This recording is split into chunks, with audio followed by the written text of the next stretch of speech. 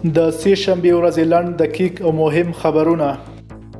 د ریاست الوزرا اقتصادي معاونیت وایي د افغانستان اسلامي امارت د طبیعي سرچینو مدیریت او درست استفادې ته ژمن او دا کار یې له لومړیتوبونو څخه ده.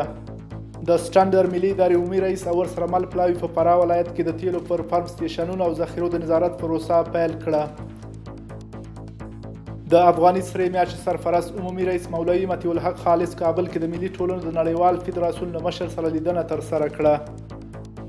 د اسلامي امارت ویان مولوي ذبیح الله مجاهد وایي د کابل ښار د دوهمې ناحیې اړوند دانې باغ څلور لارې کې د نړۍ د نقشې یو سمبول او ورسره چوک د رغېدو او افتتاح په حال کې ده.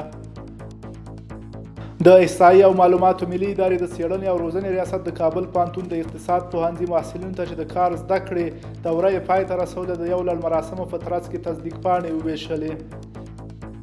په کابل کې د جاپان سفارت له افغانستان سره څه د پاسه 100 میلیونو ډالرو د مرستې خبر ورکړی ده. د اوبو او انرژۍ وزارت لخوا ننګرهار ولایت کې 2 پروژې ګټې اخیستنې ته وسپارل شوې. مالیې وزارت وایي د مالیې ورکوونکو د خدمتونو ریاست په عوایدو کې د پام وړ زیاتوالی راغلی.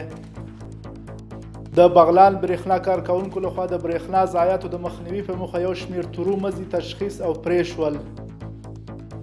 د افغانستان بانک سبا د چهارشنبې په ورځ د داوطلبۍ له لارې تر 14 میلیون امریکایي ډالر پر د لیلام په ډول پلوري.